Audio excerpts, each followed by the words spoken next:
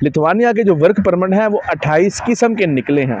अगर आप online work permit किसी कंपनी से लेंगे उसकी बेस ही कोई नहीं होगी। अब जब आप एम्बेसी में फाइल जमा करवाने जाते हैं तो वो अंडर इन्वेस्टिगेशन परमिट चला जाता है। अस्सलाम वालेकुम दोस्तों, सुभान बॉक्सर एक दफ़ा फिर आपकी खिदमत में हाजिर है। उम्मीद है आप सब खैरियत से होंगे। आज की वीडियो थोड़ी सी तकलीफ के साथ मैं बनाने लगा हूं कि वो लोग जिन्होंने पूरा लाहौर नहीं देखा होता, या इंडिया में दिल्ली नहीं देखा, बांग्लादेश में ढाका नहीं देखा, वो यूट्यूब पे आके जनाब आपको पूरा यूरोप का सिस्टम समझा रहे होते हैं, कानून के बारे में भी बता रहे होते हैं। लिथुआनिया के वर्क परमिट निकले हैं, लेकिन इसमें भी गरीब को रिलीफ देने की बजाय लोग चूना लगा रहे हैं।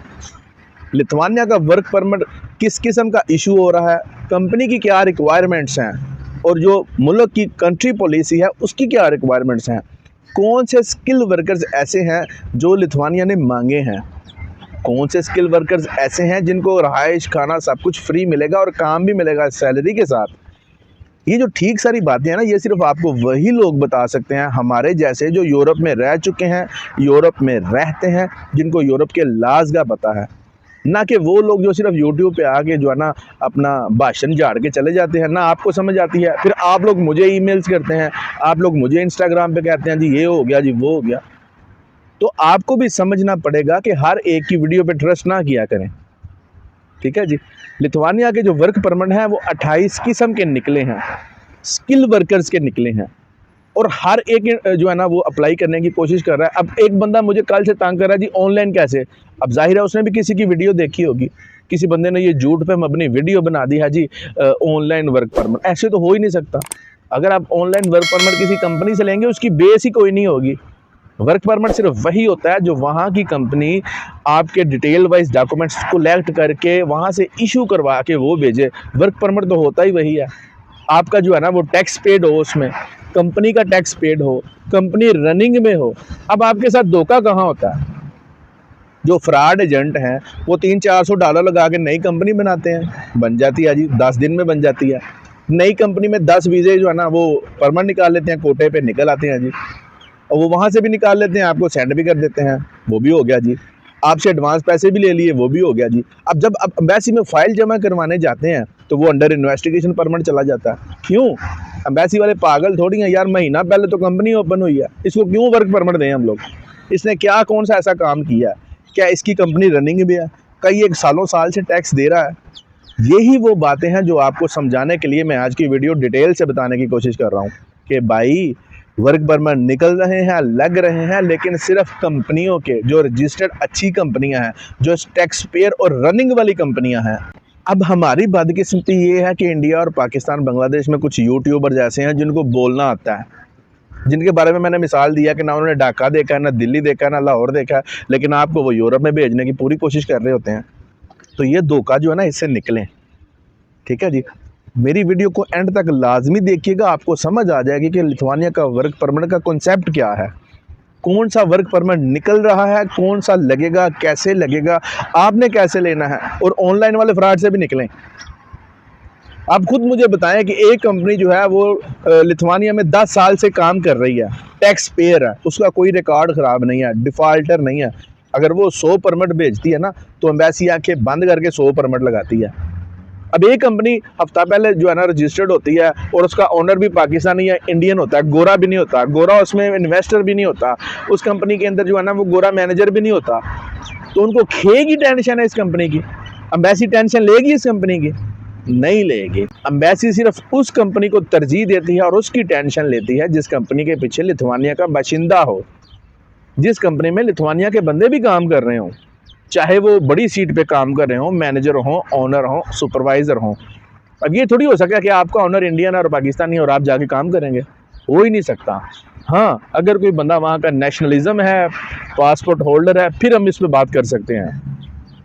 तो दोस्तों बात यह है कि उस कंपनी से वर्क परमिट लें जो कंपनी ओवरसीज़ एम्प्लॉयमेंट का लाइसेंस रखे है आपके मुल्कों में, जैसे पाकिस्तान है, इंडिया, बांग्लादेश, ईरान, अफ़गानिस्तान। आपके लोगों में कंपनियां हैं, रजिस्टर्ड हैं, जो लोग भेज रहे हैं स्किल वर्कर्स, उनसे रब्ता करें, ठीक है। अब जाहिर है उनमें से भी लोग फ्रॉड करते हैं, तो आप देख लें जिनकी रेशो अच्छी है। होता तो फ्रॉड ही है इस काम में ज़्यादातर, लेकिन देखें वीज़ा सिर्फ उसका लगना है जिसका वहाँ की कंपनी ने डिमांड में मंगवाना है, ठीक है जी। अब आपको फ्रॉड जो लग रहा है वो ये परमिट से लग रहा है, जो नई कंपनी है वो भाई थोड़े से पैसे खर्च करके कंपनी बना लेते हैं, 10 वीज़ा निकलवा लेते हैं, वीज़ा निकलवाने के बाद वो सीधा आपको सेंड कर देते हैं। अब आप क्या करते हैं, वो वीज़ा लेते हैं और वो धक्के खा रहे हैं हर जगह पे। एम्बेसी में जाते हैं, वो एक्सेप्ट ही नहीं करते, एक्सेप्ट करते भी हैं तो वो अंडर इन्वेस्टिगेशन डाल देते हैं। वो कहते हैं भाई नहीं, ये वेरीफाई होगा। क्यों? क्योंकि उसके ऊपर डिटेल मेंशन है, वेबसाइट के ऊपर वो पढ़ लेते हैं कि ये कंपनी तो महीना पहले ओपन हुई है, दिसंबर में कंपनी ओपन हुई है और 10 बंदे जनवरी में मांग रही है, हम पागल हैं इनको वीज़े दें। ये चीज़ें जो है ना, ये समझने वाली लॉजिकल ही हैं। ये जो लोग इस काम को समझते हैं ना, उनको मेरी वीडियो की ठीक समझ आएगी, और जो सादा लोग हैं उनसे मेरी रिक्वेस्ट है कि मेरी बात पे यकीन करें, एवं हर एक के पीछे वर्क परमिट के लिए बिल्कुल ना भागें। अभी लिथुआनिया की जो गवर्नमेंट पॉलिसी है ना, उसके मुताबिक लिथुआनिया ने जो वर्कर की डिमांड की है ना पूरे एशिया से, वो 28 किस्म के स्किल्स वर्कर होने चाहिए। मैं आपके सामने ये बोल के और यहाँ आपको स्क्रीन पे भी दिखाने की कोशिश करता हूँ कि किस तरह के 28 किस्म के वर्कर्स लिथुआनिया को चाहिए। ये परमिट 101% लगेंगे, लेकिन इसकी भी एक शर्त है कि इन परमिट को मंगवाने वाली कंपनी की बेस अच्छी हो। ये कतन नहीं मैंने कहा कि नई कंपनी को भी ये वीज़े मिलेंगे, वहाँ से निकलेंगे, एम्बेसी में नहीं लगेंगे। सो आपने ये चीज़ जो है ना अपने कान में दरगोश कर लेनी है। अब कौन कौन से बंदों की डिमांड है, कौन कौन से वीज़े लगेंगे, मैं आपको तरतीब बताता हूँ। आपने अपने जहन नशीन ये बात कर लेनी है।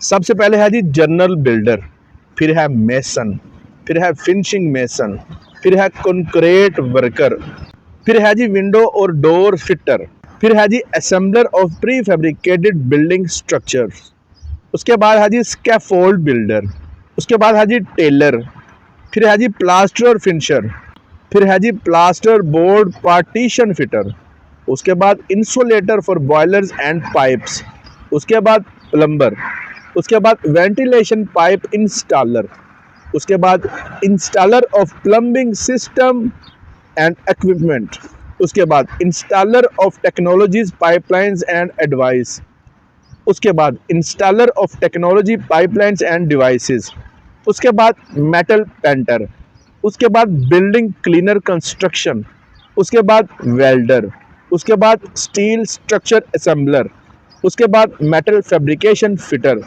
उसके बाद लॉग स्मिथ, उसके बाद HVAC लॉग स्मिथ, उसके बाद ड्रिलिंग इक्विपमेंट ऑपरेटर, उसके बाद कंक्रीट मिक्सर ऑपरेटर, उसके बाद मशीन ऑपरेटर और उसके बाद एक्सवेटर ड्राइवर।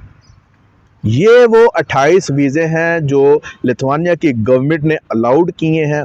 ये 28 किस्म के वीज़े हैं, यही वीज़े लग रहे हैं, यही वीज़े लगने हैं। इसके अलावा आप फजूल जो है ना एजेंडों के पीछे भागें, चूना लगवाएं, एडवांस दें और अजीबोगरीब वीज़े मंगाएं, वो ये आपकी अपनी मर्ज़ी है। इस पूरे प्रोसेस में कहीं भी ऑनलाइन वीज़ा अप्लाई करने का कोई सिस्टम नहीं है। अच्छा दोस्तों, अब यहाँ ये बात आती है कि आपकी रसाई इस परमिट तक कैसे हो सकती है, आप ये परमिट कैसे ले सकेंगे। तो भाई सबसे बेसिक तो ये है कि आप अपने इलाके में कोई ऐसी कंपनी देखें जिनके पास ओवरसीज़ एम्प्लॉयमेंट का लाइसेंस हो और पुराना हो और वो काम कर रहे हों। ज़्यादातर तो इसमें फ़्रॉड होगा आपके साथ, क्योंकि पाकिस्तान और बांग्लादेश में ये काम होता है। अब मेरे जैसे बंदे पे तो आप यकीन नहीं करेंगे, क्यों हम लोग बाहर बैठे हैं पाकिस्तान से, जो पाकिस्तान के अंदर बैठे हैं उनसे आप चूना लगवा लेते हैं और हमसे आप जो है ना वो डरते हैं। हर ये टॉपिक नहीं है, मसला ये है कि अब मैं एक समंदर में बैठा हूँ ना, मैं ये समंदर में बैठा हूँ तो मुझे पता है कि इसमें कौन कौन सी मछली है। अब पाकिस्तान इंडिया में बैठ के मुझे कोई बता देगा कि वहाँ मछली ये है, तो वो तो आपसे भी झूठ बोलेगा और मेरे से भी। मैं तो यहाँ बैठा हूँ, मुझे पता है कि मछली है कि नहीं। तो ये सिंपल सा एक लॉजिक है। बहरहाल आपको जो सही लगे आप वो करें, लेकिन फ्रॉड ना लगवाएं। आपने जिस भी कंपनी का वीज़ा मंगवाना है आप उसकी बेस पे जाएं, आप उस कंपनी को पहले चेक करें कि ये कंपनी कितनी देर से रजिस्टर्ड है, इस कंपनी का कितना जो है ना वो टैक्स पेड है लिथुआनिया में, और उसके बाद नई कंपनी तो नहीं है, क्या ये कंपनी वर्कर्स को संभाल रही है, क्या इसके खिलाफ वेबसाइट्स पे कोई कमेंट्स लिखे हैं, क्या ये डिफ़ॉल्टर कंपनी तो नहीं है, इसकी रेशो कैसी है, ये कितने वीज़ा लगवाती है, कैसे लगते हैं। तो प्रॉब्लम ये है कि इन चीज़ों को समझ के वर्क परमिट मंगवाते हैं। ऐसे बिल्कुल हमें पैसे दे दिए और वर्क परमिट आ गया, वर्क परमिट ऐसे थोड़ी लगते हैं। तो एजेंट जो आपको चूना लगाते हैं वो आपको नहीं लगाते, आप उससे चूना लगवाते हैं आपकी साइकी की वजह से। मुझे भी लोग मैसेज कर रहे हैं जी डन पे लगवाओ, तो डन पे पता क्या होता है आपके साथ, वो जो फुद्दू सा चवल सा जो होता है ना, वो वर्क परमिट मंगवा के आपके आगे रख देते हैं, पैसे दो, आपसे सारी हाफ पेमेंट ले लेते हैं। वर्क परमिट होता है 300 यूरो का। तो ये वो जो ज़्यादा होशियार बनते हैं ना एजेंट, उनको चूना लगाते हैं। एक तो सादे बंदे को चूना लगाते हैं और ऊपर से जो बहुत ज़्यादा होशियार होता है उसको भी लगा देते हैं। मेरी आपसे रिक्वेस्ट है, अगर आप दुबई के रेजिडेंट्स हैं, अगर आपके पास एमिरेट आईडी है, तो भाई आपके लिए ज़्यादा आसानी है। अगर आप सऊदी अरब में रह रहे हैं, आपके लिए भी ज़्यादा आसानी है। अगर आप स्किल वर्कर हैं, अगर आपके पास ड्राइविंग लाइसेंस पुराना है, या आप अच्छे मेसन हैं, अच्छे जो मैंने 28 किस्में बताई हैं, इनमें से अगर आप बेस्ट हैं, आपकी जो सीवी है वो कंफर्ट है इन कामों के लिए, तो भाई फिर आपके लिए जो है ना ये काम सूटेबल है।